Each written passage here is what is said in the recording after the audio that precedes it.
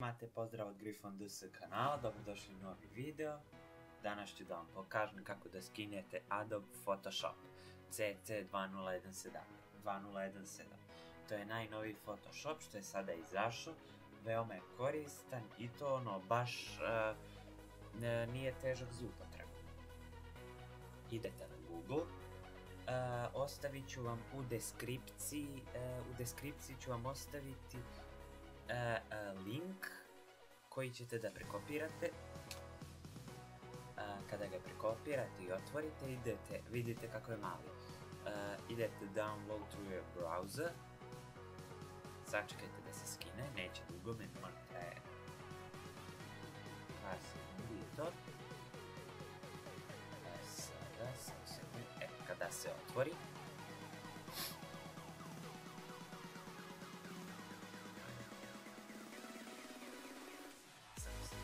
dešava se ovo i vama, preuzme se fajl, ali onda trebate da čekate da bi se otvorio.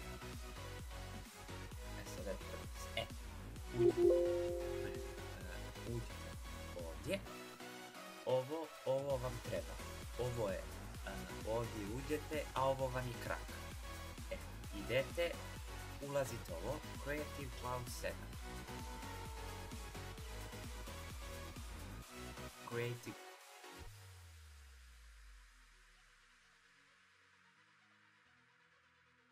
Ovdje uđete, to će da vam se prethodno instalira i to začekat ćete da vam se instalira.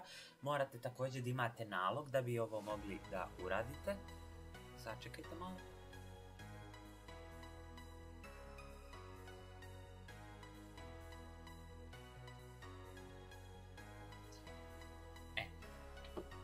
Sada, pošto se otvorio,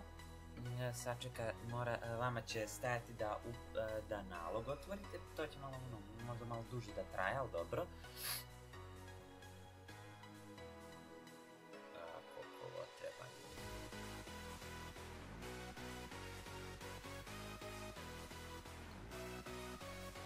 Prvenstveno želim da vam se zahvalim na 66 subscribera.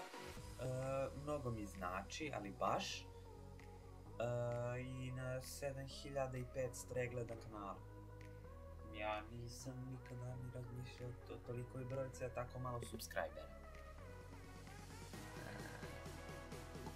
Sada vi ćete ovo da imate da skinete i to vama će pisati try, kliknut ćete try, evo After Effects, ići ćete tu, to će vam doći ovdje i onda meni ništa od ovoga trenutno ne treba.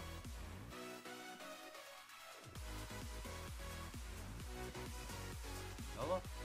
Sada, kada vam se on instalira, kliknut ćete Start Trial, to u redu. Kada instalirate, idete, desni klik, otvorite lokaciju datoteke, pa idete opet, otvorite lokaciju, prekopirate ovo